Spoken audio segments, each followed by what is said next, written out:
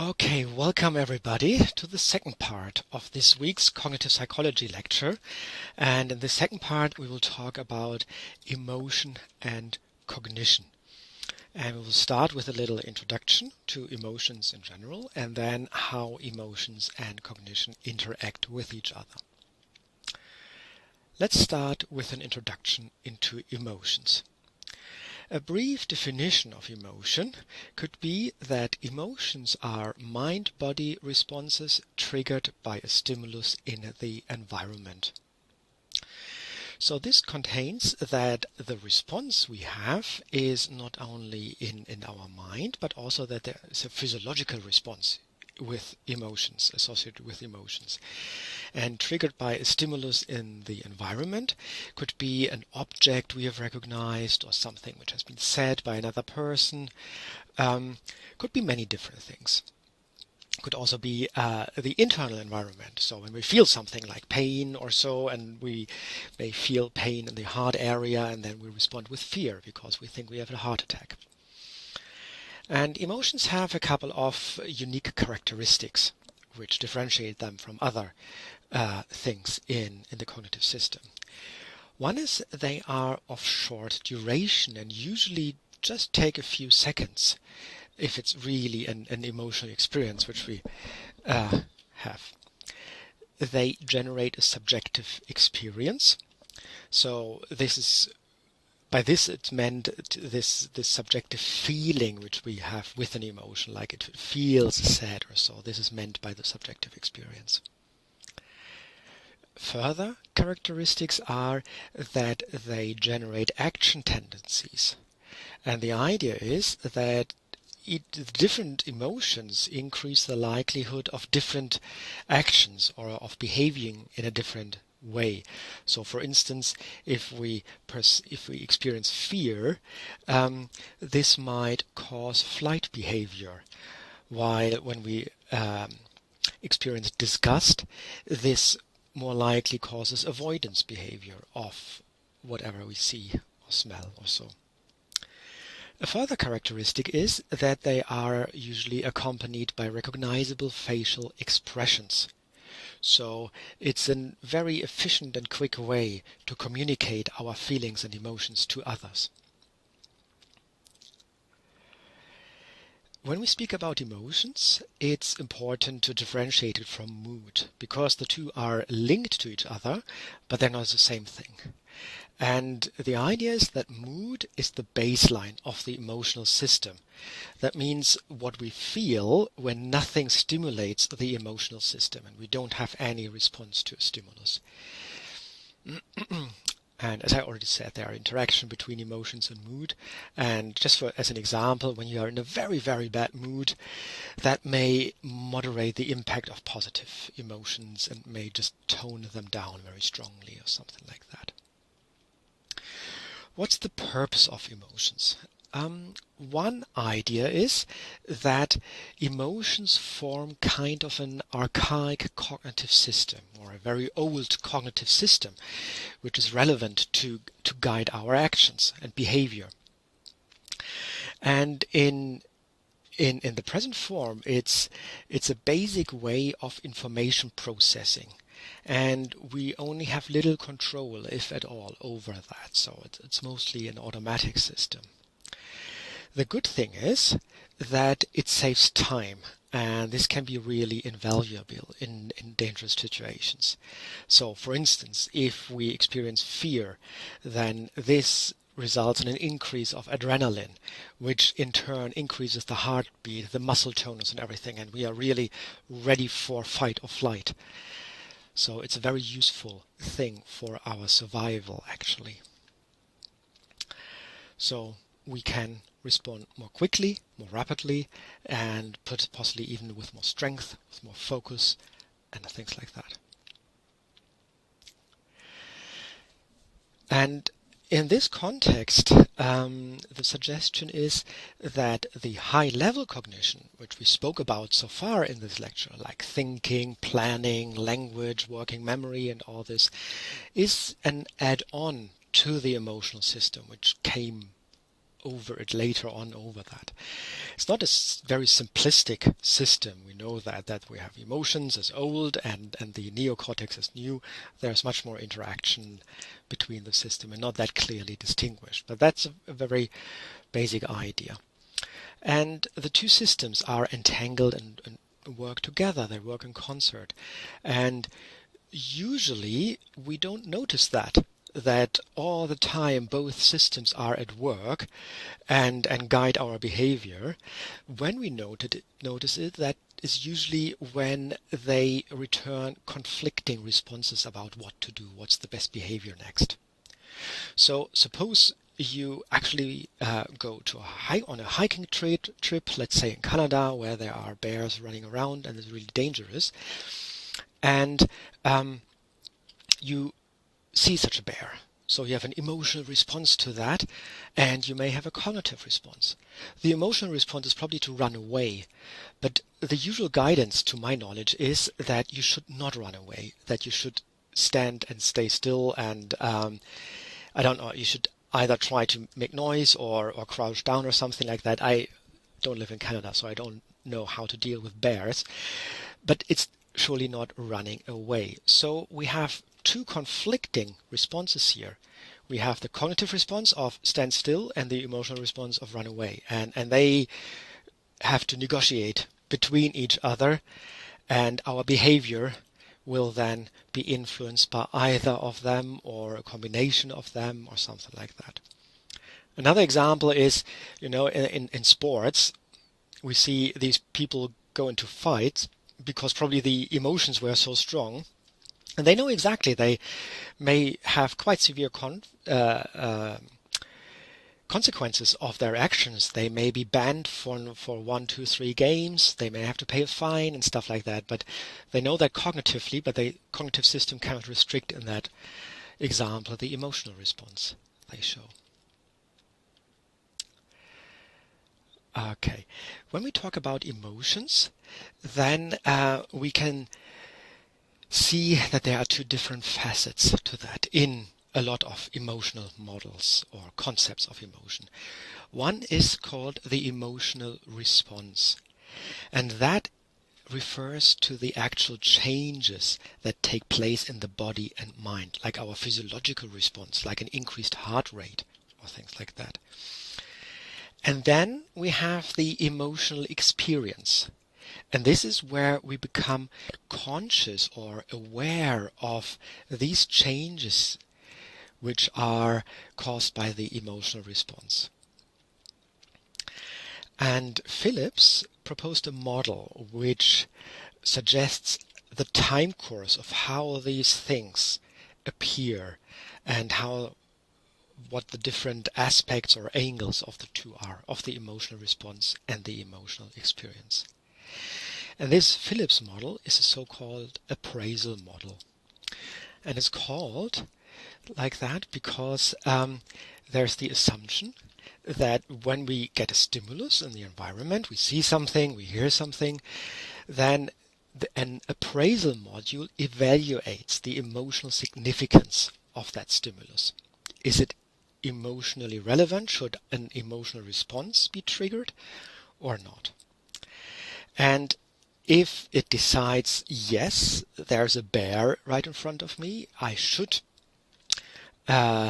elicit an emotional response, this outcome of the appraisal module is forwarded to the affective state module. That's how Phillips called these modules.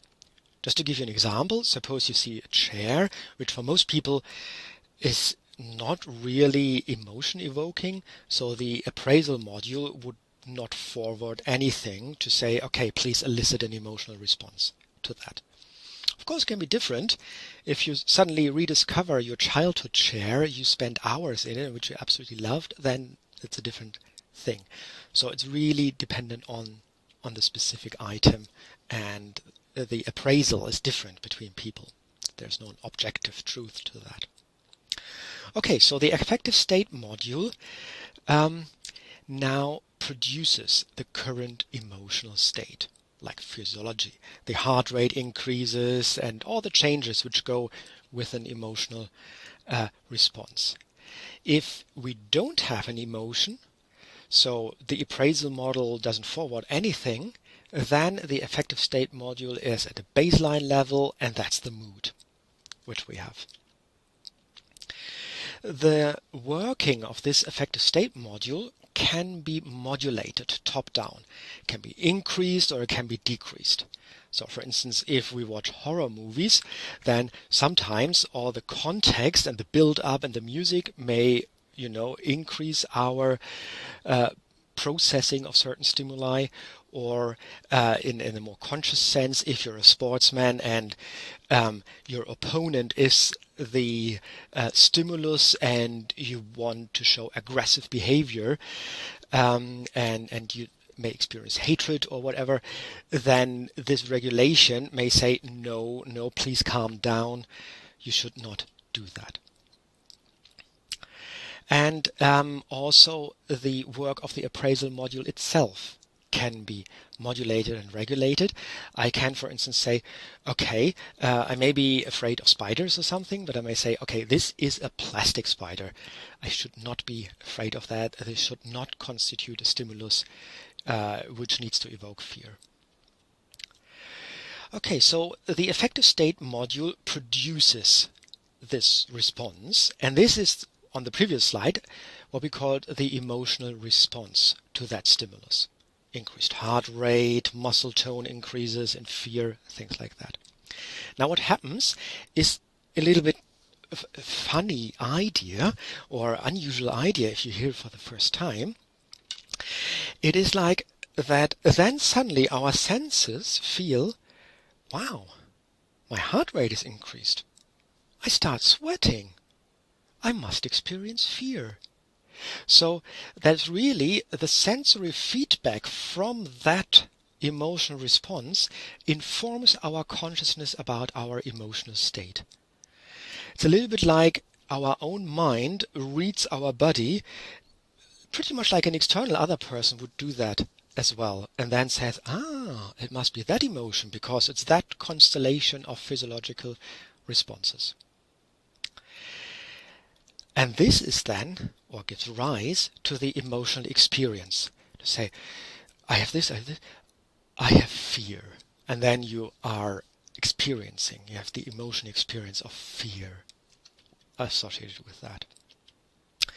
And then, based on the emotional experience, you can regulate. Possibly, there's a potential. It's not, maybe emotion is so strong that you actually don't.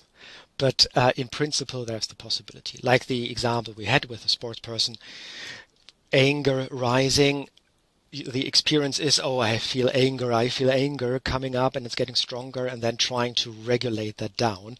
And the appraisal module, he, my opponent, he's actually a nice guy, he's good looking, isn't he? And the affective state module, like, okay, calm down, don't be so much. So this was a model of how the emotional response and emotional experience come into being. When we approach emotions from another aspect, we know that we have different emotions. We have, for instance, fear, or we may have taunt, things like that. And there people made a distinction between so-called basic emotions and ontogenetic emotions. And basic emotions are kind of inbuilt emotions. They are innate. We are born with them, and they're cross-culturally universal. The idea is that they are implemented by a specific neural circuit in our brain. This results, for instance, in the fact that facial expressions of these basic emotions are pretty universal across cultures around the world. And however, there's agreement only about some emotions to constitute basic emotions. And for some emotions it's quite clear they are ontogenetic, and there are a couple of emotions where some people would say, yeah, that's a basic emotion, and the other would say, it's an ontogenetic emotion.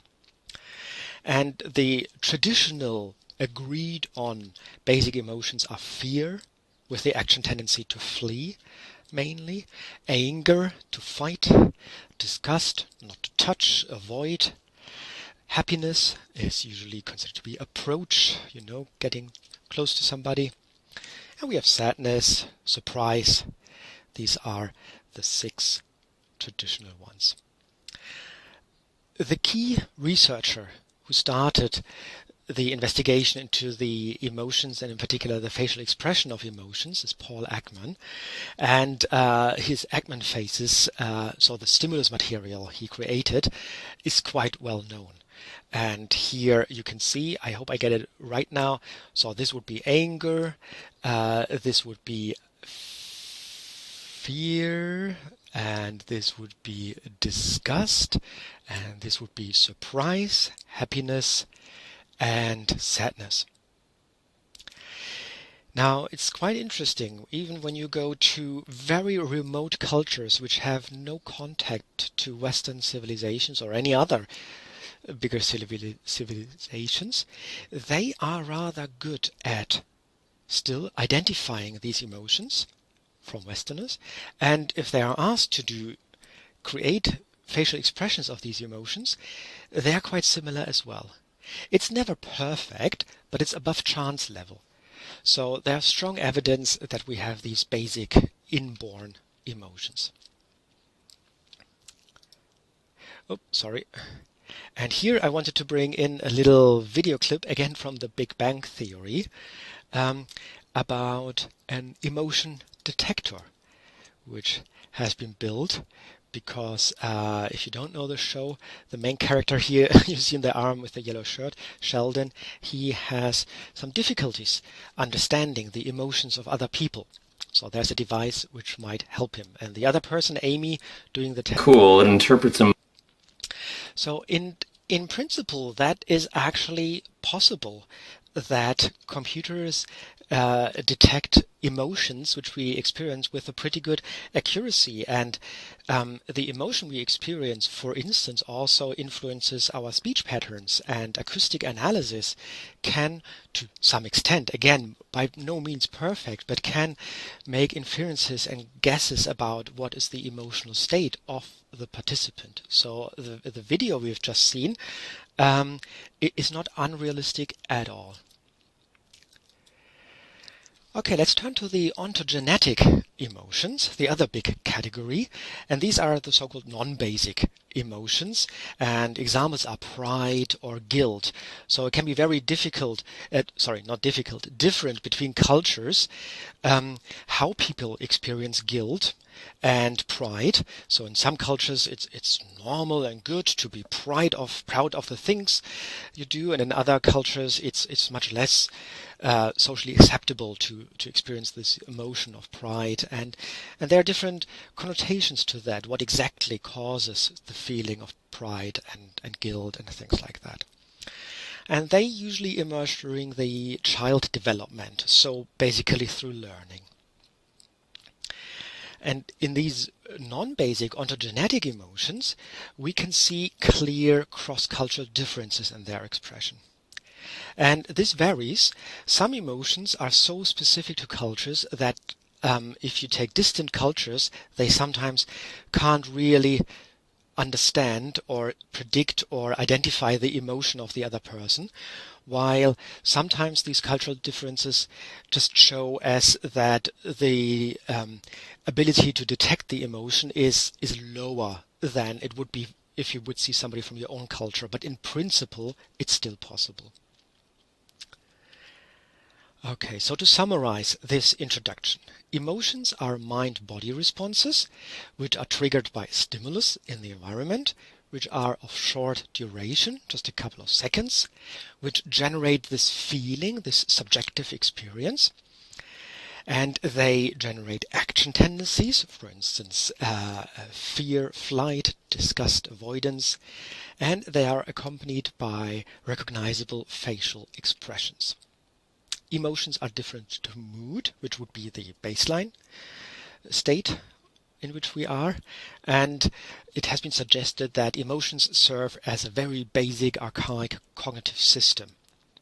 And we've just a few slides ago we have seen that some emotions are culturally universal, inborn, basic emotions, and some, the ontogenetic ones, are culture dependent and learned.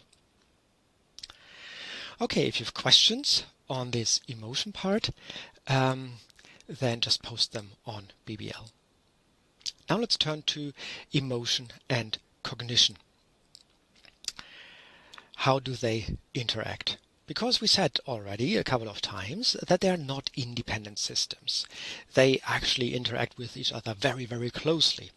And first example we have seen in this image here, where we said, okay, the emotional response is what we feel with our cognitive system, and our cognitive system then may induce a regulation of the emotional state. Another example for the interaction is, try to remember something very intense. Could be something like your first ever kiss, your wedding day, the birth of a child, or things like that.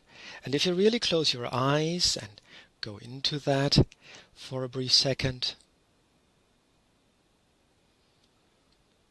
then you will see often that when you remember this event, that you may see the scene, you may smell and hear the sounds that have been, and also you may feel the emotions you have felt back then.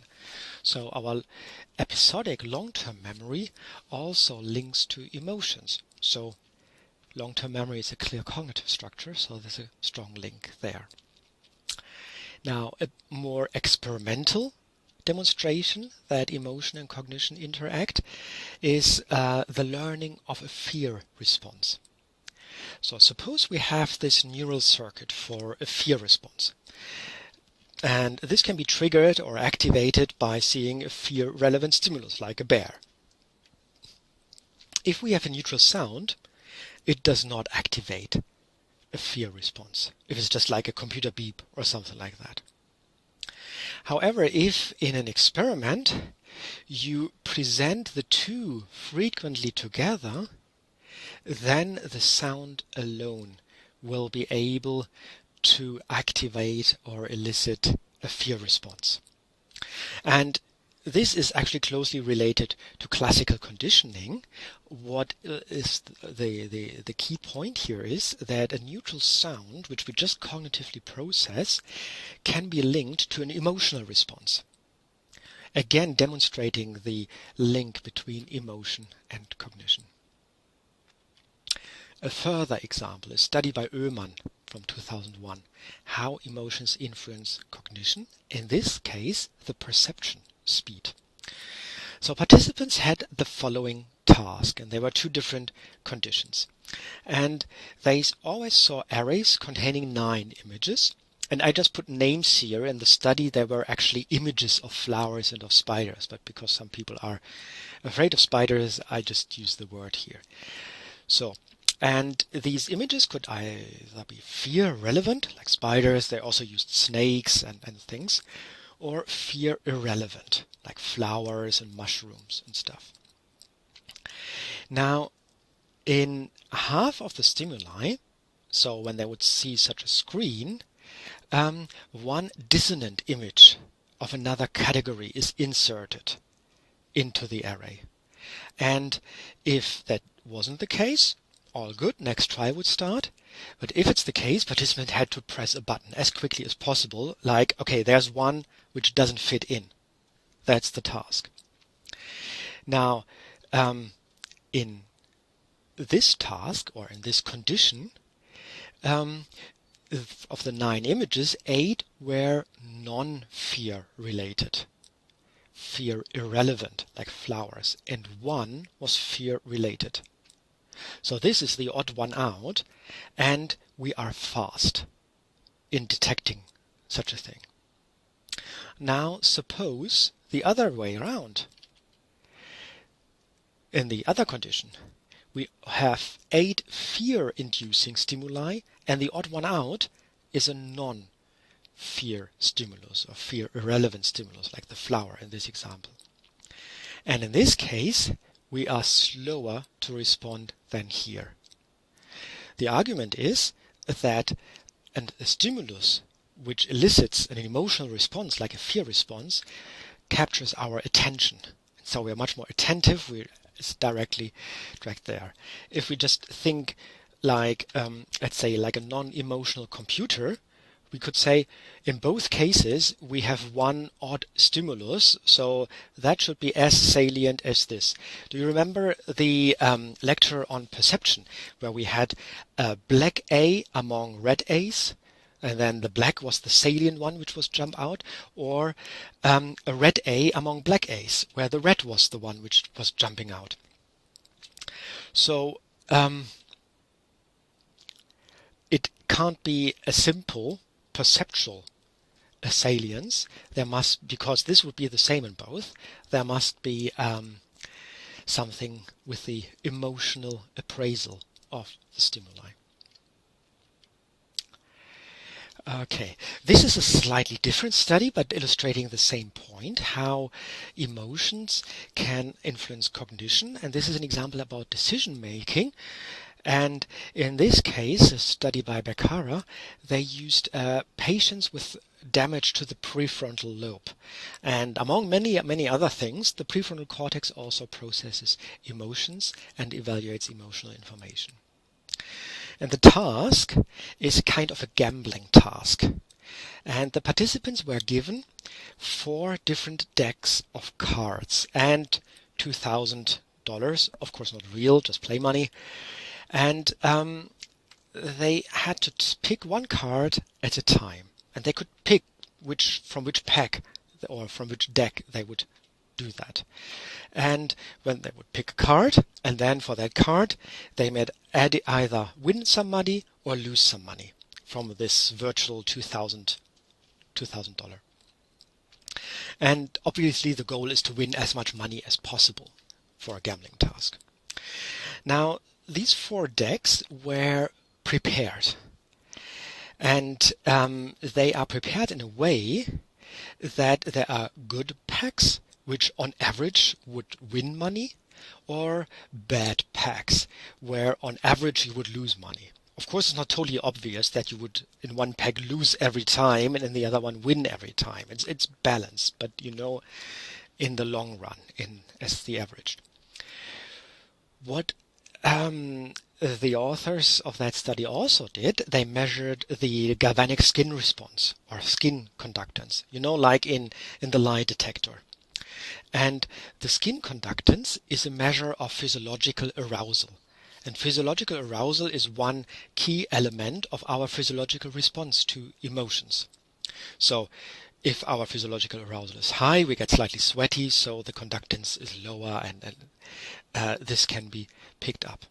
And here it's just taken as a measure of emotional response to what happens. So here's again this illustration. You have 4 packs of cards and you should take them. And if you do that with normal participants, that means healthy participants which don't suffer from a prefrontal damage, they learned that and tried to avoid the 2 bad packs which would lose them money over time. And also, you can measure a difference in skin conductance before taking a card in the bad and good decks. So they show a different emotional response when they pick a card from the bad deck as compared to the good deck. So we don't need to know the specific. It just shows that the healthy participants process the emotional value of these packs. However, the patients with the prefrontal cortex damage did not show any differences. So the interpretation is that these patients have lost the ability to compute the emotional value of an item. And if I can't compute the emotional value, then I'm lost at deciding is that a bad or a good deck, and I just behave random and may behave suboptimally. Okay, so far we have spoken about negative emotions, basically, and that they activate a threat detection system. And this makes perfect sense for our survival. But what about positive emotions? It's not really sensible or logical to say they are a warning for positive threats, because there is nothing like that, really. what has been found is that positive emotions can facilitate complex cognitive operations. So when you think at problem solving, decision making and creativity, these higher level things, it has been shown that if people are in a good state, in a positive emotional state, that they are somewhat better at these tasks as compared to a more gloomy and negative state. So just to mention, that's how positive emotions may affect the cognition. I'm not saying that that is the main and sole purpose of positive emotions, so that we are slightly better. It's very likely that they are relevant for social interaction with other people, to shape group structures and interpersonal relationships and these things. This is only to demonstrate that emotions are closely linked to cognition as well.